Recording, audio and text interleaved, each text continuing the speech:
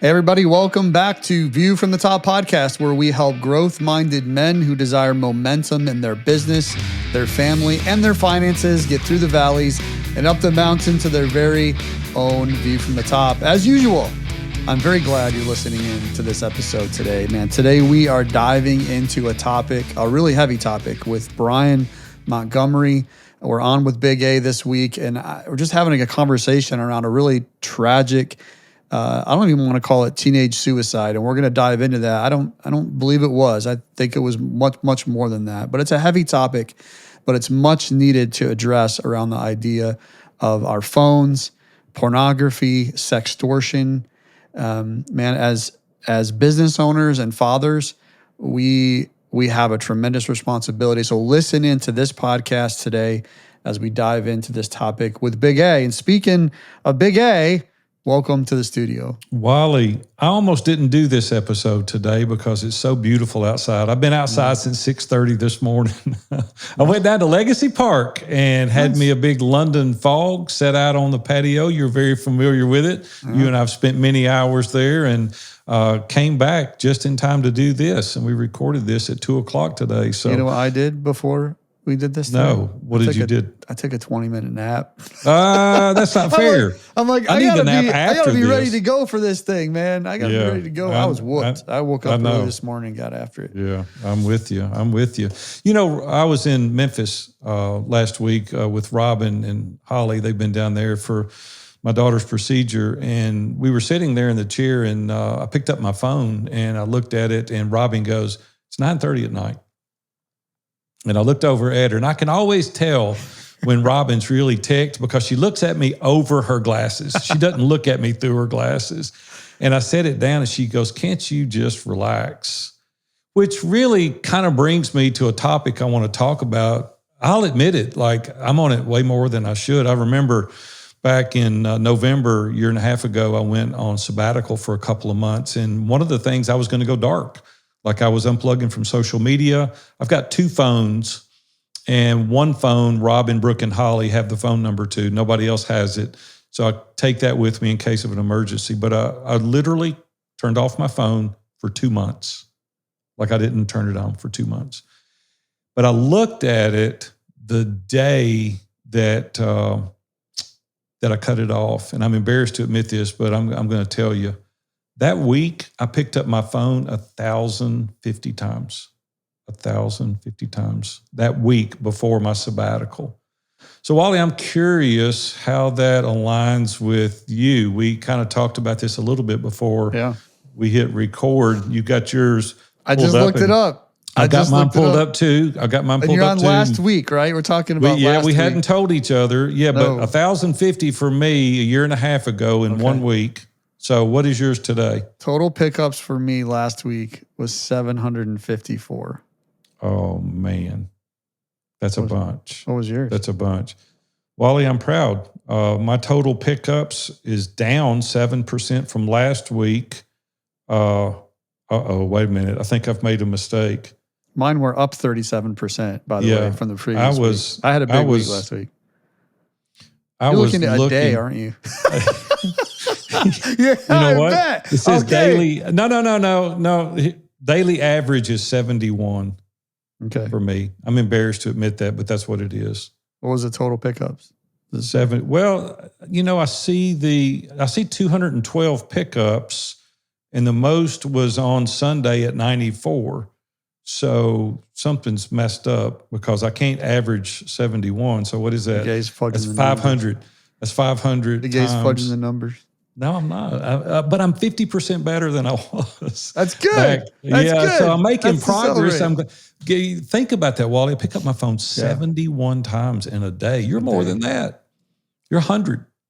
You're 100 times a day. That week, I was up 37% from the week before that. Well, I have a question about that. It was 551, so I was 92. Yeah, and that's crazy. How come sometimes you don't answer my text then? Like, well, you pick up the phone 92 times a day. Because I don't want to pick it up anymore, man.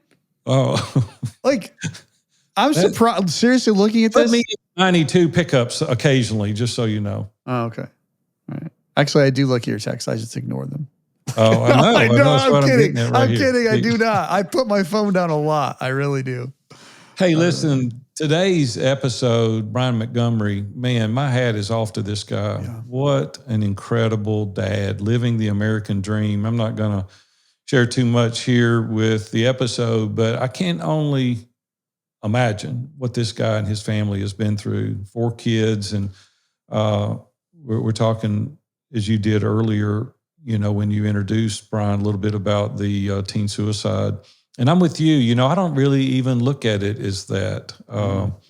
It's not. It's much, much, much worse than that. You've really got to listen to this episode in its entirety. And we're going to ask you right on the front end, after you get through this, we need to share this with as many people as you can. This is a warning for parents. Parents need to sit up and pay attention. People our age, Wally, weren't raised, with these devices and the challenges that they're incurring today. That we didn't have. We just didn't have this as a 16-year-old, and even adults need to hear this message. I'm telling you, this message needs to be heard by everybody and everybody that to warn parents to really set up and take notice for themselves and their children. So I agree. Hey, there's something, Big A, that a question I wanted to ask him, but I couldn't. And we know we're talking about some form of suicide here, but there was one question that was just on my mind that I can't imagine. He talks about in the story. Could you imagine being woken up by a gunshot in your home? No. I couldn't imagine. No. Everything. There's nothing in me that can even imagine that. I can't imagine nothing and in what these guys have been through. But man, I do respect them, their family, and respect him for the legacy that he's working to leave toward the future. So let's go ahead and get Brian. Let's get Brian in here.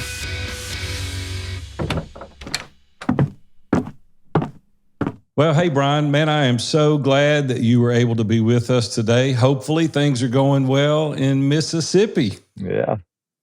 Yes. Thanks for having us. Yeah, man, the weather's beautiful here. We get everything that you get. So I don't know what your weather was today, but that's what I'm looking forward to tomorrow. So everything comes our way from you. So Brian, listen, you've been through a tough time since December, and we're going to let you jump right into your story and tell us a little bit more about your family. I know we've introduced you, but places that we may have missed, tell us a little bit more about you and your wife and your family. Yeah, I tell people that, we were really just an ordinary family, my wife and I met in high school, we're married, the dream life, to be honest with you. Both of us came from families that were certainly not poverty, but weren't from just a wealth perspective. We didn't have a lot, and God has really just blessed everything we ever touched. We have 4 kids, 2 boys and 2 girls. Caroline's our oldest at 19, Walker. The son we lost to sextortion we're going to talk about today, he was 16, and Bennett, his younger brother, is 14, and younger sister Sarah is 12. I've always worked in ag. I farm, I sell, I'm a crop insurance agent, have a crop insurance agency.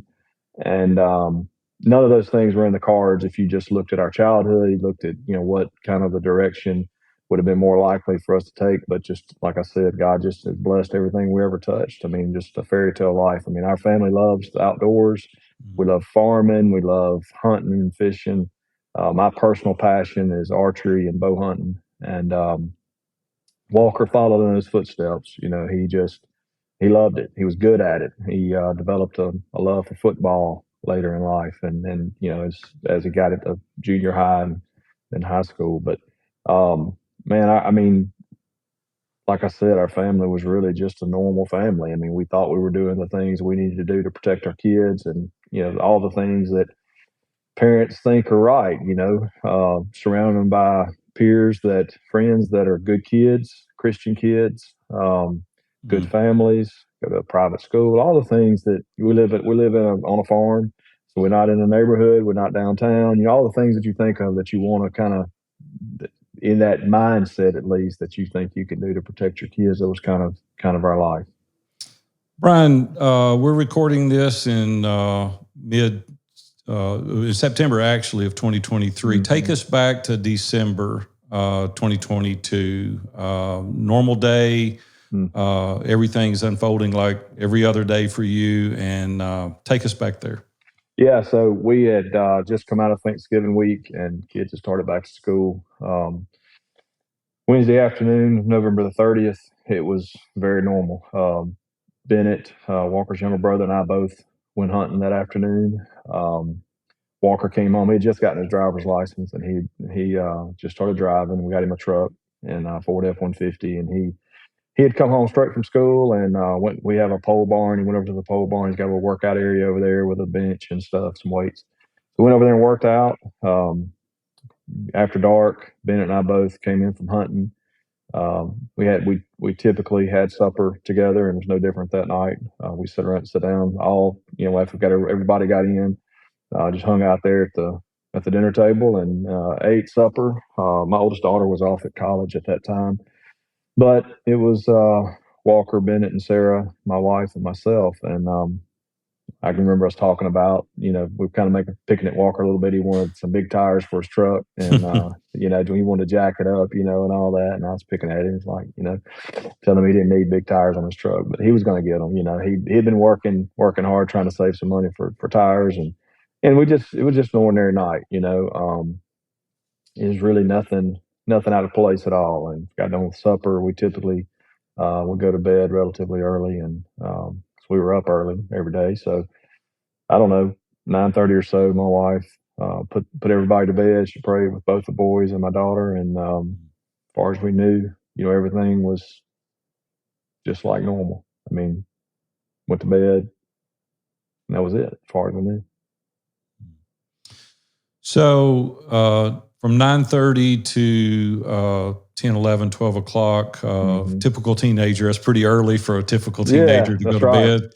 Like, I got grandkids that age, and so I know what they're all about. They're hanging out on social media, they're Snapchatting, or they're on TikTok or Facebook or whatever they do.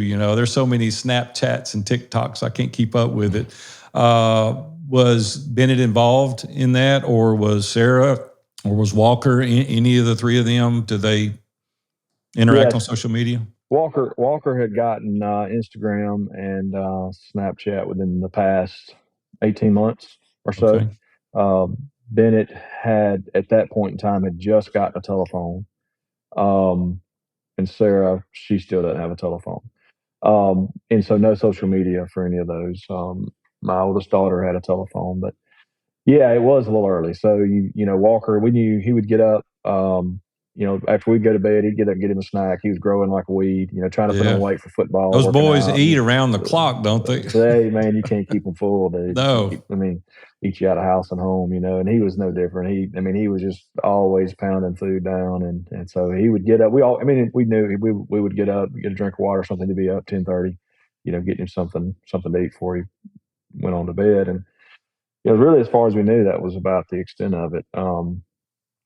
That particular night, that after we learned about everything that had happened, we learned a lot about, kind of how that night went, and otherwise we wouldn't have. The police forensics told us a lot, but that night, they went to bed. He was messaging back and forth with his friends. And I don't want to paint the picture that Walker was a perfect kid, but he really was a great kid. And his friends are great friends. They were literally texting back and forth Bible verses between them. It's a group of boys at 10 o'clock at night, 10:30 at night, and I think it goes to the extent of this particular scam and kind of the world we live in now with technology, how this life that we live it's not to take away any of that of who Walker was, but he was exposed to something that was very powerful and very tempting in that world. So later on that night, sometime around, it was right around midnight, he received a message from someone on Instagram pretending to be a girl about his age, very attractive teenage girl. And the message was just, "Hey, what's up?" That's all it said. And Walker responded, "Not much, just hanging out." Just very typical teenage conversation. Sure. And that led to them just talking about school. She was talking about people that she knew, that she was friends with on social media, that he knew some of his friends.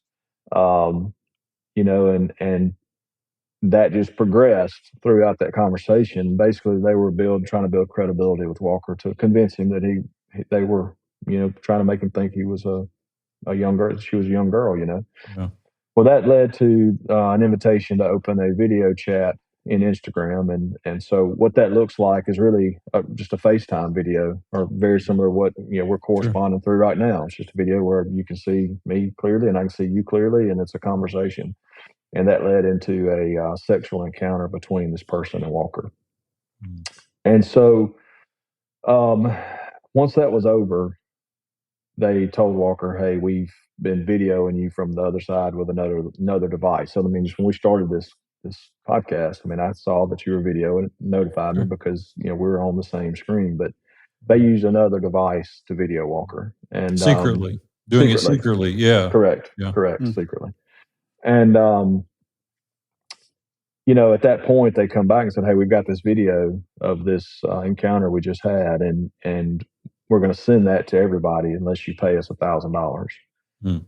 And so, I mean, I want to be clear with what that looked like. I mean, this is a conversation. The conversation around sextortion in general is usually positioned around a picture, somebody taking a picture of themselves and sending it to somebody else, a video of themselves potentially, but it's usually positioned around a picture. But in this scenario, Walker was caught in a sexual act that we can all use our imagination and understand what that was, right?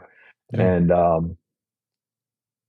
to have that in the hands of someone that was trying to hurt Walker, I can only imagine the fear, the desperation that he felt in that moment, because I can feel it. I can understand it. I can imagine my pastor, my clients, people that I respect, being. Here's the thing, though, Brian. Here's the thing. Like 99 out of 100 young men just didn't get caught, right? He's 16 years old. He's a teenager. He's infatuated with this girl on the other end. I thank God I didn't have that access when I was 16 years old, just to be honest with you. That would be really, really difficult for any young man. Yeah, and especially with, we can transition this conversation at some point to where we can talk about the reality around what role does pornography play in this. When you talk about, our generation, pornography was usually a magazine, typically, versus now it's instant access through a telephone with, the most graphic and the most high quality content that you can imagine. And so a 16-year-old, and that was one thing that we did find in Walker's phone. As a 16-year-old, he was looking at pornography, not on a regular basis, and I wouldn't consider him a porn addict or anything like that. He was a 16-year-old boy with a healthy sex drive.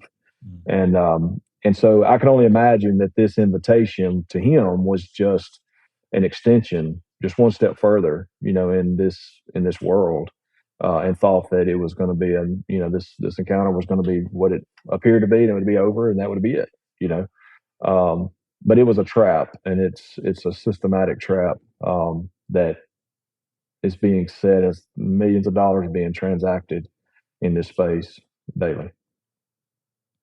You had, Brian, you had said something that really caught my attention when telling the story about how smooth is the wrong word, but just how intentional that they are. And that's, you said that they talked about mutual friends, which earned his trust, but also fed, I can imagine, directly into all those people that you just said that we're friends with. Now that's going to be sent to them. Yeah. So it wasn't like, hey, this happened, I'm going to send it to your friends. And Walker's like, well, you don't even know who they are. So right. Yeah, it wasn't that. This was like their names were brought up. Yep. And so that's right there in that moment. Yeah. Yeah, and that's what we learned after the fact. We've learned that these people are on the other side of the world. They track this particular person to Nigeria, and what we've learned is they're continually working content through extortion or stealing it from porn sites or wherever they can get it to build these profiles. And these profiles look so real, an adult can't recognize the difference. And so, yeah, I mean, this is a perfect, and they're just going down, they're systematically going down the list until they find somebody that bites. And they found, I mean, historically, sextortion was people that did it for content for their own use, and that kind of transitioned over the last couple 2 or 3 years to uh, a financial benefit, because these people, that's their primary goal is, and I'll finish the story in a minute to kind of caveat this comment, but their primary goal is to get paid. But in this case, I believe it was to get paid and to really destroy somebody's life. I mean, that's what they get off on. That's what they're driven by, is destruction. There's some sick individuals. So they're terrorizing Walker at this point, and I can only imagine what he felt, the shame, the embarrassment. He's going to be caught. I can only imagine. You as his dad probably can share with some things possibly that was going through his mind at this time. Yeah, so now the conversation is this. It's the very, terrorizing is a great word for it, because that's really what it was. They start telling Walker, "Look, your life is over. You get us the money, or we're going to send this out to everybody, and everybody in America is going to see this video of you. There's nowhere you're going to be able to hide. Your life is over. Everything you love is gone. Football is gone. Everything." I mean, they were really good at building this mountain of pressure in front of Walker, and Walker is panicked. He says, "I don't have the money. I can't get the money. We live in the country." They were telling him to steal it from his mom and dad. He said, "I can't do that." He's truly panicked, and he's telling them, "This is not legal. You can't do this." And that goes on. This conversation goes on for 2 hours, and so they finally, to push the pressure even harder, they start sending Walker screenshots, where it appears that they're sending the videos out. So they've captured his list of followers and who the most important ones are based on his post. And so they've got those recorded, and they're sending, in their outbox, they're showing the outgoing address to somebody, a friend, somebody's mother, all kinds of different people, but in that attachment, the video is attached. And so now Walker is really panicked, because he knows, those videos are going out, and he's smart enough. I think, we can talk a little about this, but he's smart enough to know that, I mean, we can't fix that. I mean, once it goes out, you can't get them back. I mean, once they've been sent, it's gone. And this is a trap that Walker's caught in. It's not just a picture where I can say, "Oh, that's a blurry picture. That's not really me. They made that up." And this is video of Walker. And so that panic, that desperation continues. And finally, they send that one of those screenshots, and it's going to Walker's mom. And Walker's response was, "I'm going to kill myself." And this person's response was, "Go ahead, because you're already dead anyway." And you, as a dad, there are all kinds of emotions, right? I mean, there's all kinds of things that go through your mind that a person could have done in that moment. If they had any decency at all, they knew at that point they weren't going to get paid. Obviously, if Walker killed himself, they weren't going to get paid. They could have easily said, "Hey, we didn't send any of those videos, but if you don't get us the money tomorrow, we're gonna send them." They could have relieved the pressure momentarily to try to get the money, but that's not what they did at all. I mean, they just continue with that pressure, and shortly thereafter, the conversation was terminated by them. Walker tried to reach out a couple more times, and they said, "Thought you were going to do it. Go ahead. We're not talking anymore." And at some point after that, Walker went into my office, into my safe, and took a handgun out of there and went back up to his room and took his own life sometime in the early morning hours of December the 1st. Wow. Yeah, Brian, I'm so sorry. I can't imagine what you and your family have been through. Terribly sorry. So sorry that you've had to go through this. It's just every parent's nightmare. Yeah. You've played it out. So sorry. So you've kind of gone on a quest a little bit to warn other parents. Let's transition to that just for a moment, if we could. listener that's hearing this interview right now, this discussion that we're having around suicide, what are some of the things that you would say, I wished I had paid attention to this. We maybe could have done this differently. We did do these things, but these are some other things that you could do to maybe protect your family. We all want to protect our family. We've all got kids and grandkids, and we want to protect our family. And so I'm all ears. I'm all about taking notes. So let's transition to a little bit about some of the things that we could do to protect. Yeah. So I guess let's start with what I viewed as my strategy before this. So I think we're all going through life, whether you know it or not, you've got a plan. Sure. I mean, it may be you may be on the no plan, but you got a plan, Right. Mm-hmm. And so, that I was on a plan I thought was a good plan, which was to raise kids that had a moral compass, that were in church, that were surrounded by good people, that we worked really hard. Walker's work ethic was phenomenal. Anybody we had every year, we had situations where teachers and coaches would come to us and say, "We love having Walker." He was very socially active, had great friends. He wasn't reclusive. He wasn't suppressed. Didn't deal with any kind of mental illness, no depression. So my plan was to raise a kid that could recognize the good from the bad, choose the good, and that would be enough.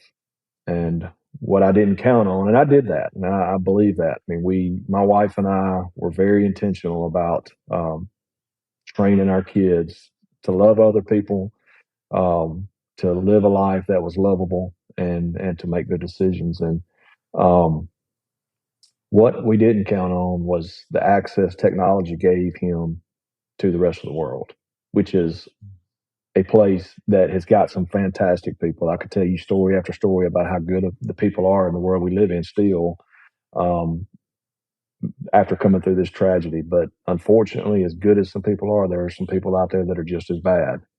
And the telephone, the technology, the internet, social media grants access to your kids, your grandkids, to those people. And so I had someone in a church I was speaking at a few months ago, and they said, I really, up to this point, I just felt like I trusted my daughter enough that I didn't really have to worry about these things. And what I'm hearing you say is I shouldn't trust her like I thought I should. And I said, no, that's not what I'm saying, because I trusted Walker, and I still trust Walker. What you can't trust are the people on the other side of that telephone. And so in Walker's case, I would tell you that the number one mistake that I made was allowing him to have that telephone that night, any night. It's not a good idea. There's nothing good that happens in a young man's, a young woman's bedroom between 10 o'clock at night and 6 o'clock in the morning. Nothing. Most of the time it's fine, but the time it's not, it creates a vulnerability that they may not be able to find a way out of. And that's what happened to Walker. So as a parent, my advice to other parents today, because so there's really two things that we're kind of focused on right now. Number one is awareness of this particular scheme. There's a lot of them out there, but this particular scheme, because I know that if we would have known about it or Walker would have known about it, have ever even heard of it, that one, you hope that he would have never fell for it. I mean, that's ideal. He just deletes the message and goes on down the road. But if you did fall for it, to recognize that you're not the only person that's ever gone through this. You're not the only person that has been in an embarrassing sexual situation. Sure. It's not the first time this has happened, Walker. This is a scheme. It's a scam, and there's people that just want to hurt you, and we're going to work through it together as a family. And just that understanding that this happens, and it's been happening on a broad scale, I believe would have been enough that Walker could have seen his way to the next morning. But as a parent, to those aspects of how we navigate technology really in a new world. I mean, humans have not had to deal with this for that long. I mean, we think about how our bodies have, and our minds and our souls and all that have changed over a long period of time. Well, technology is something. I mean, we didn't have the capacity to send a video like this, across the world. No. 15, 20 years ago. This is new. And so we're not very well prepared to deal with it as people, as individuals. So, What I would ask parents is set up a system of accountability, of oversight with your kids. The phones come to my bedroom at night, and I'm going to be looking, not to spy on you and not to find out things you're saying or doing, but to protect you and to help you understand the things that are acceptable and not dangerous versus the things that are dangerous that can lead some places that you don't need to go. Because that's really what we do as parents, right? I mean, we're out here trying to train our kids, trying to educate them, trying to show them a way to live that's the most healthy and most beneficial to their walk in life. And if somehow this particular aspect of life has gained some sacred attention to where it's something that we feel like we can't touch with our kids. And the irony of the whole thing for us is Walker, he wasn't a tech kid where he spent hours and hours on the telephone. That really wasn't who he was. And I could have gone to Walker and said, "Hey, Walker, I've just learned about some things that could be problematic." And he'd have said that I need my phone for studying, or he'd have made up a few excuses. But if I'd have put my foot down and said, "Hey, no, we're taking the phone at night," and that's it, he'd have been okay. Brian, let's play the devil's advocate for a second. Sure. For the people that are listening. Let's role play just for a moment, because people listening to this right now have 16-year-old sons, 15-year-old daughters, 17-year-old sons and daughters. And it's the way they talk. It's the way they communicate. Yep. I had my granddaughter sitting in the back seat of my truck going to a ball game with her girlfriend, and they were both on their phone. I said, "Why don't y'all talk to each other?" Right. And she said, "We are." And I was like, "You're texting and you're in the same seat." It's the way. So this 16-year-old girl or 16-year-old boy comes and says, "Mom, you can't take that away." So we got a popular cheerleader or all-star football player, and what are you going to say to them? It's like, "No, you can't do that," or "We're not going to allow that." What would you do now, knowing what you know, with that conversation? Yeah, first thing I would do, especially in light of what I know other parents are doing, is I would send them this podcast or a video I've done on YouTube, or one of these conversations we're having, and show them this is a family that was doing just what we're doing, living life the best they could. Everything was fine. Everything was going the right direction, and then it wasn't. And a reminder of, look, this phone, this technology gives people access to you that want to hurt you, and it's my job to protect you. And I mean, sometimes it's going to have to be as clear as that. I mean, there's things that you've got to, as a parent, do that are not easy, that are not fun. And we're asking people. I mean, at the root of what we're doing is we're trying to create change. I mean, change is hard. If you're 100 pounds overweight and you decide you don't want to be overweight 100 pounds anymore, guess what? That change is going to be difficult. Nothing fun about that. Sure. And so we're just asking parents to have courage that, look, we're going to make the right decision. We're not saying there are organizations that are promoting that we don't need to allow kids to have social media at all, in high school. And I don't disagree with that, but I think that the horse is out of the barn, and we're not putting it back in there. But what we can do is not just turn them out to this technology that has extremely dangerous attributes. And just to your point, I mean, we have no idea how these kids are going to deal with this new social aspect of communication, just interpersonal skills of having an eye-to-eye conversation with somebody, and how valuable that is. They're not going to be able to do it. And how valuable is that whenever I disagree with you and you and I can talk face to face, eye to eye, and how that personal conversation creates a different environment of learning how to be sympathetic for somebody and seeing somebody else's point of view, and having that sympathy and having love for one another, versus a screen and a screen that you're going to type on, that you can say anything and it feels like it doesn't have the same kind of consequences. We've got to teach that. We've got to take that back, because that's important to humanity. I have a quick question, just a statement actually I want to make that I've been thinking about as you guys have been talking, is that, Big A raised 3 daughters. I've raised 3 daughters. They're all married now. I only had 2 that I know of, but I may have had, I don't think I had 3, but. I had 3. So you had 3, I had 2. You had 2. said Big A had 3. It's like Robin's listening to this and there's not another one. We said we're going to be vulnerable and transparent on this I'm podcast. vulnerable and transparent. I got 2 kids. So. All right. Big A has 2. I there have you go. 3. And so I'm just going to shoot some things out there and get some feedback from you guys. Some I think that are important. One thing is, as parents, as dads, we're probably going to work really hard, and because it's obvious that we're not going to let our teenage daughter or son be out until 12 midnight, 2 a.m. in the morning with no supervision. That's probably not going to happen, right? We're probably not going to let them have their girlfriend in their bedroom at midnight. Probably not going to happen, right? Yeah. Right. But even as a dad, I'm reflecting back and going, man, I praise God I didn't have happen to me what happened with your family, Brian, but it could have.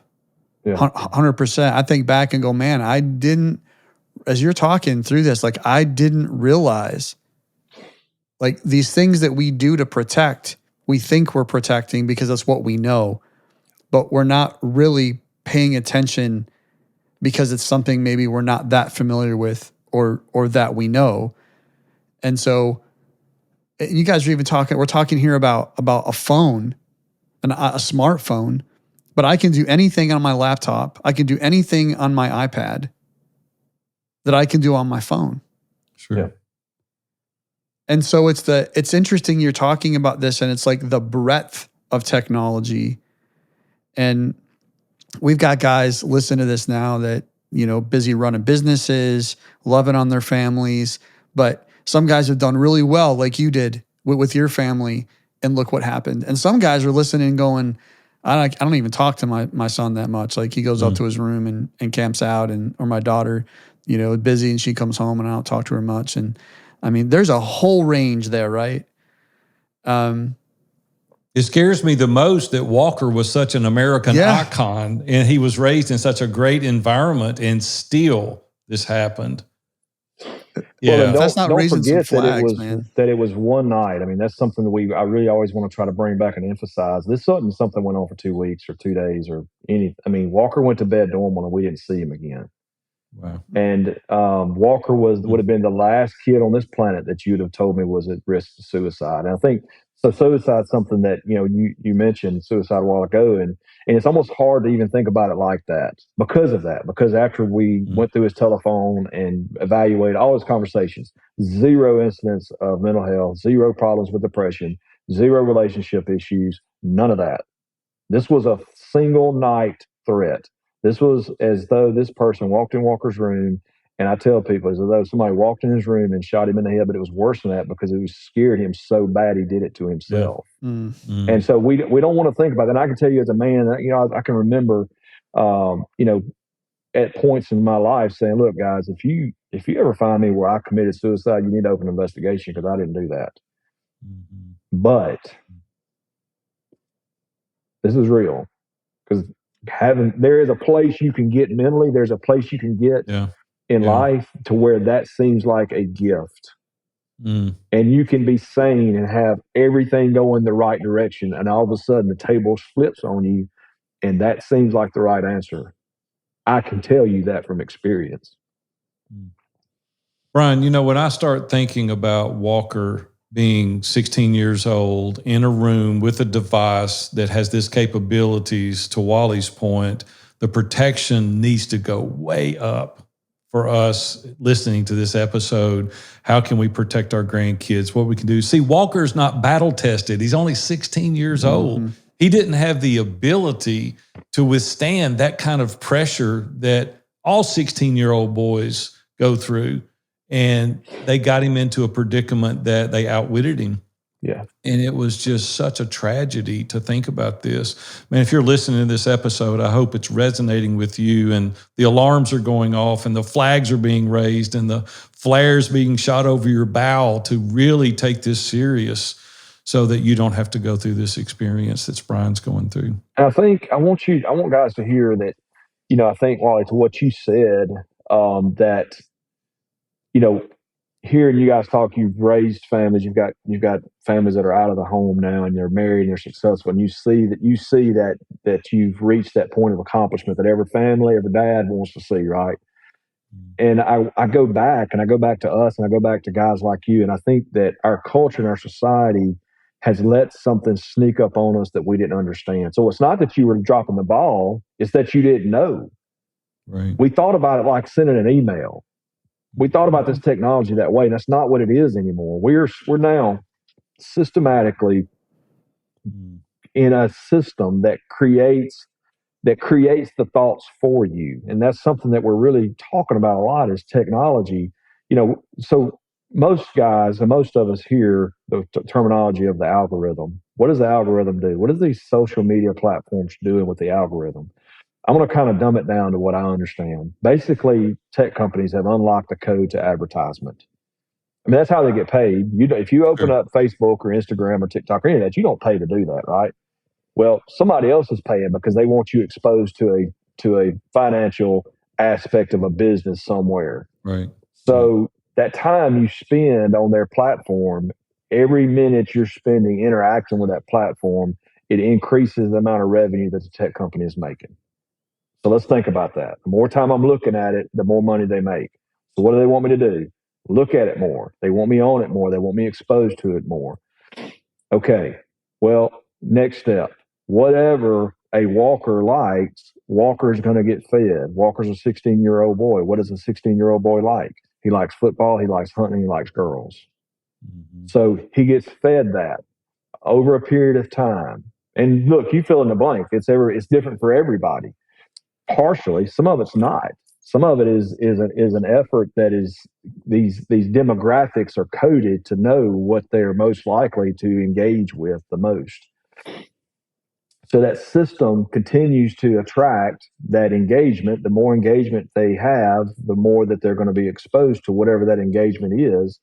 And over time, that leads to that next step, which in most 16-year-old boys, the things that we're talking about that nobody wants to talk about, the pornography. We talked about it, just mentioned it a while ago. But, I go back to when we were kids, and this is something that nobody wants to talk about. And I get it. It's an uncomfortable subject. But it's 35% of all internet downloads are pornography. 65% of Christian men look at pornography on a regular basis. That's a serious statistic. That's staggering. That's a serious statistic. And so if we're and most of us would just take that statistic and say, man, that's terrible. That's a bad deal. We shouldn't do that. That's not very moral. And that's all right. And those are all the things that I thought as a dad, because I did it and other dads have done it.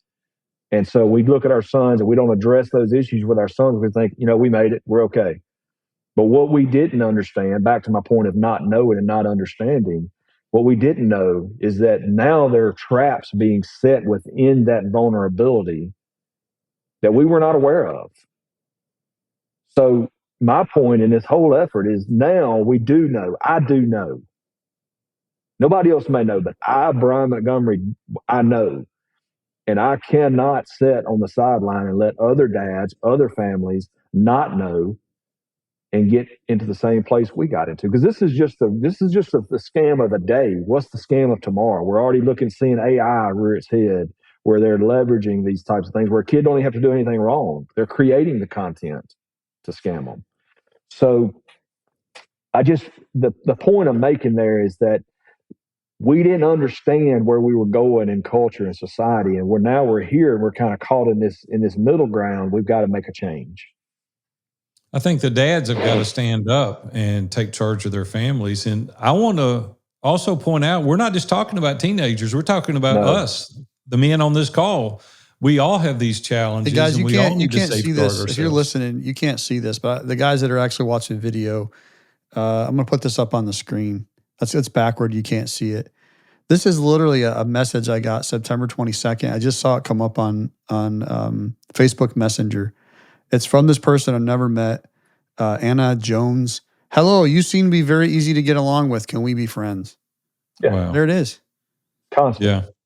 It's constant. Yeah. There it is. You know what I think about, Brian, when you're telling this story, like I've been in tears multiple times because of I feel the weight of the impact. But you know what it makes me think about, especially as a believer? Like in your case with Walker and what we're experiencing across the globe right now with the technology being in bedrooms, the serpent is in the room. 100%.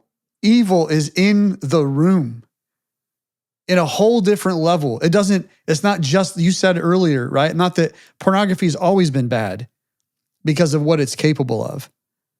But now you take that and you make that alive in a private setting. That's a whole different level of evil. It is. And so back to the leveraging of, and I know it sounds like I'm kind of beating on the pornography aspect, and I am a little bit, because there's things that we go back to. I mean, if we have a problem, we have to find the source of that problem, right? I mean, there's a source code somewhere that's where it starts. It didn't just start. Walker all of a sudden woke up and engaged in this conversation. Right. In fact, he had never done that before, ever. He had looked at pornography, but he had never engaged a person online at all. Zero evidence of that.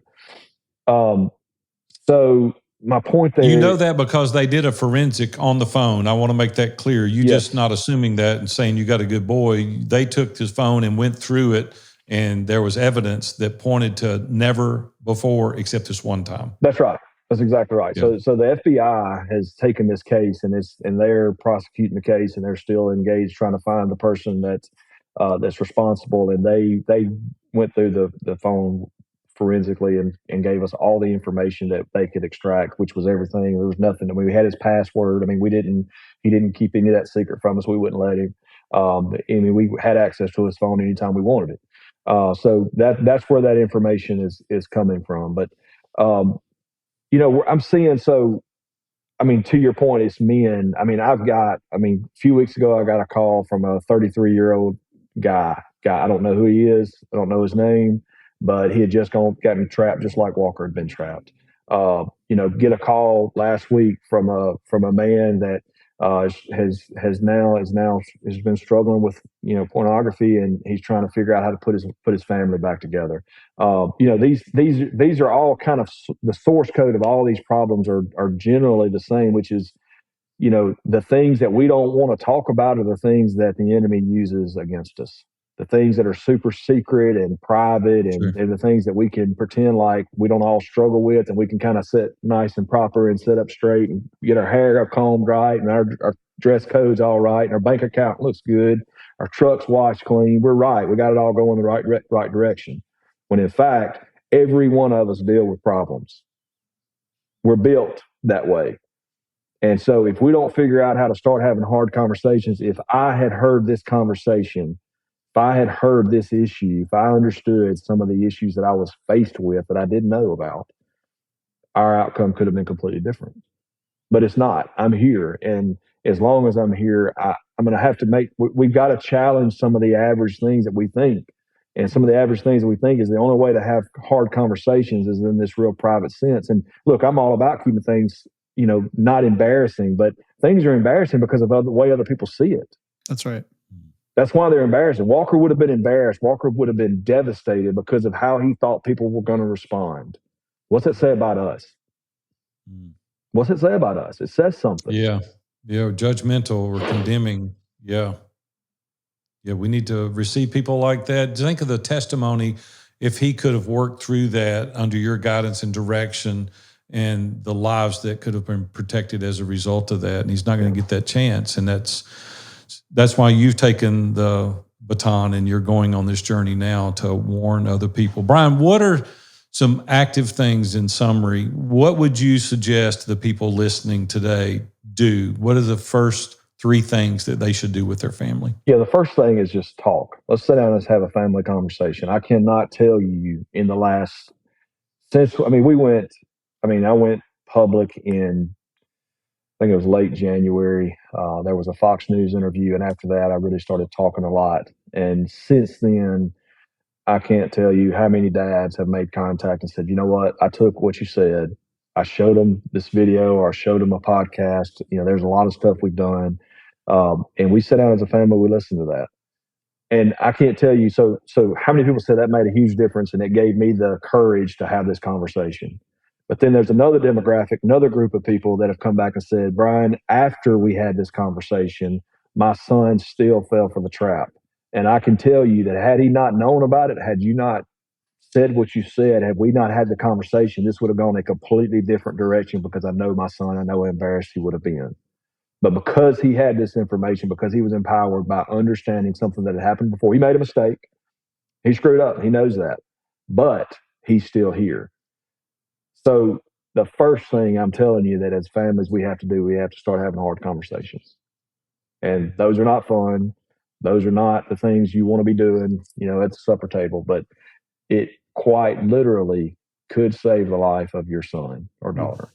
And the second thing I would say is in that conversations, implement that program of oversight. There's a lot of good filters out there. They're not perfect. But let's start managing our tech with our kids and ourselves. Hold ourselves to a higher degree of accountability. I said that to a guy the other day, as a dad, I should have been more active in those conversations with Walker, specifically about improper things on his telephone. And how you have those, it's difficult to have those conversations if you're engaging in some of that behavior. That's a fact. It's going to be hard for me to tell you, don't be drinking so much beer when I drink a case every night. Right. Yeah. It's just You're right. Common sense. Yeah. So that position of oversight and accountability, I think, is really important. That's not easy. And the third thing I would tell you to do is we're working really hard from a legislative perspective. We don't want tech to be our parents, be our kids' parents. We want to be their parents, but we've got to have some help because the way they communicate, just what you said, the way they communicate, the way they talk, the way things have moved in this generation is tech is going to be a part of their everyday life. And so we're asking tech to make it safe. I mean, I use the example that if I was producing a food as a business and that food had some known significant harmful attributes, I would have to make a change. And I couldn't use the excuse, well, those ingredients are hard to find that are safe and their ingredients come from all these different places and I really can't police that. So you're just going to deal with the negative consequences. I couldn't have that excuse. No. But because of Section 230 and some of the legislative efforts our country has chosen to engage in, tech has that ability. Think about it. Tech is the biggest industry that the world has ever known, bigger than the energy sector. How is that possible? But it is. So we're taking that fight on directly. I mean, we're asking. There's a bill that we're really promoting hard, the Kids Online Safety Act. It's got bipartisan support in the Senate. Which is hard to do anymore. I think it's almost 50 senators that have come online as co-sponsors. Wow. So not just That's saying great. they'll vote for it, but they're co-sponsors to the bill.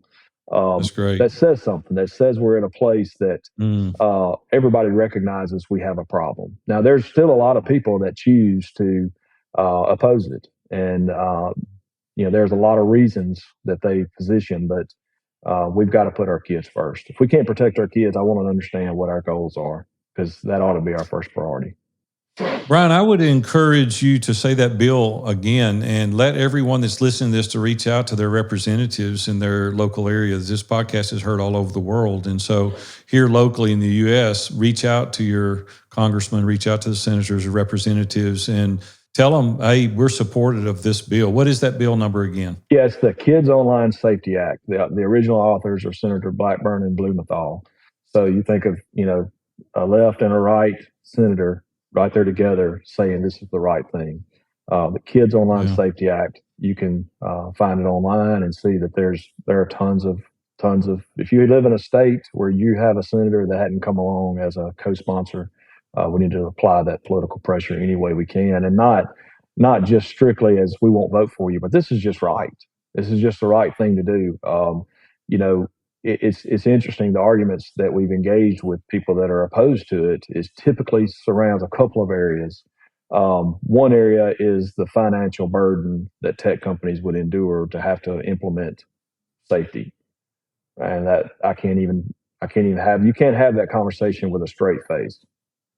I mean, so we're saying that because it costs something, that we're going to allow the insanity to continue when our kids are dealing with the biggest mental health crisis in history. There's a reason for that. It's not just because of COVID. COVID had a part to play in it, but the ability of kids to their inability to communicate person to person anymore is contributing to that. And the other angle that I think is in opposition to this bill quite often is the LGBTQ community, concerned that kids that are in that community won't have advocacy, and the bill doesn't do anything to prevent them from connecting to. And in fact, I mean, they're the most targeted online. And whether you're conservative or you're liberal, or whether you believe that's a proper lifestyle or you don't, you can't accuse Brian Montgomery of not wanting to help kids, no matter what they choose to be. Right. I do believe personally that conversation needs to be in the family. I believe that parents are to be the spearhead of navigating those situations. And there's a lot of people in the country today that don't believe that. But that's okay. I mean, I'm certainly not always right, and I'm open to any of those conversations. But that's a couple of primary oppositional forces to that bill. Brian, as we wrap up today, is there any final comments or thoughts or any other words that you would like to leave the audience with? Yeah, I just can't tell you. I mean, going back to a couple of things. I mean, one, our people are good, really are. I mean, it's we live in a society where it's always easier. Seems like I think the enemy wants us to be at each other and be hating on each other, but we really have some great people. We really do. And the people that have supported us, and the people that have reached out to us, and the people that don't even know us from Adam, that can just relate to us as a family and have prayed for us and have given this journey a voice is unbelievable. And to caveat that, our law enforcement community has been phenomenal.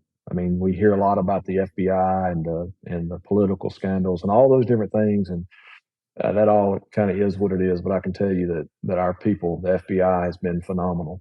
We firmly believe that we will end up with someone to look at and say, "You're responsible for Walker's death." We believe that. We have faith in that. And I guess to add to that, I would just ask that people continue to join the fight with us. I mean, there's a lot to be done, and I go back to, I'm not trying to build a brand, I'm not trying to gain a platform, I'm not trying to do any of that. Where this goes, I don't know, but what I do know is that the family that's going to hear this and going to go have that conversation with their kids, that's a win.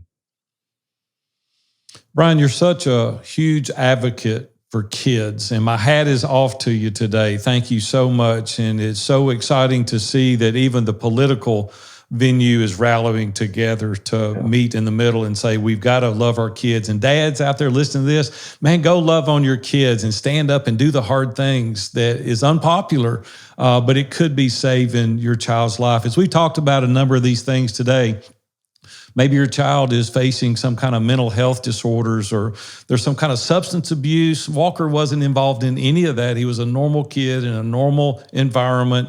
But many times children are faced with these situations. And I want to encourage you to get help today and be willing to go and talk to them.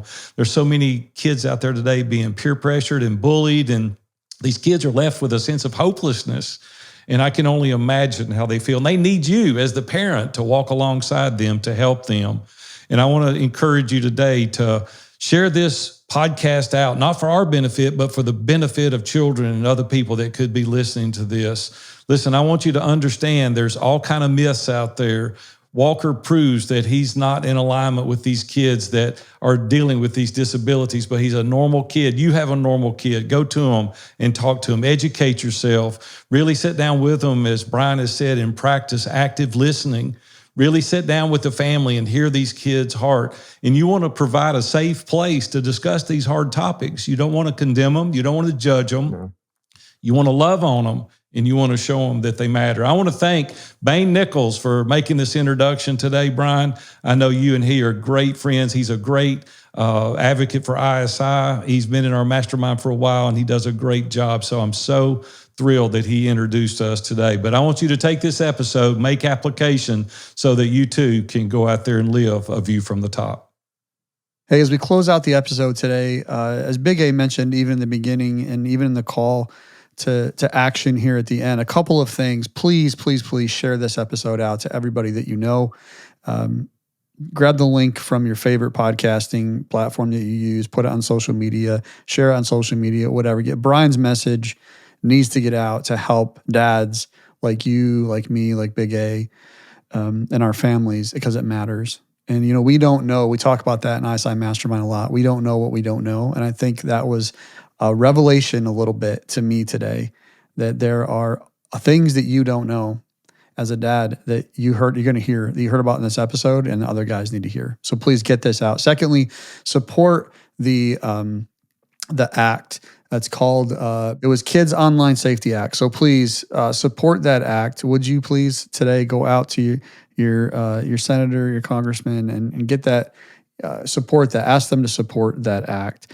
And then last but not least, I just want to encourage you all, a reminder that we have a private Facebook group just for this podcast. So the View from the Top podcast, we have a private Facebook group to continue the conversation around topics like this that you're really not going to find having good, solid conversations around most places online that I'm aware of. So we're doing that here in our private Facebook group. We're carrying on the conversation from all these episodes. So please go out there, ask to join that. It's private, so there's a little bit of criteria to get in, but go to viewfromthetop.com/group.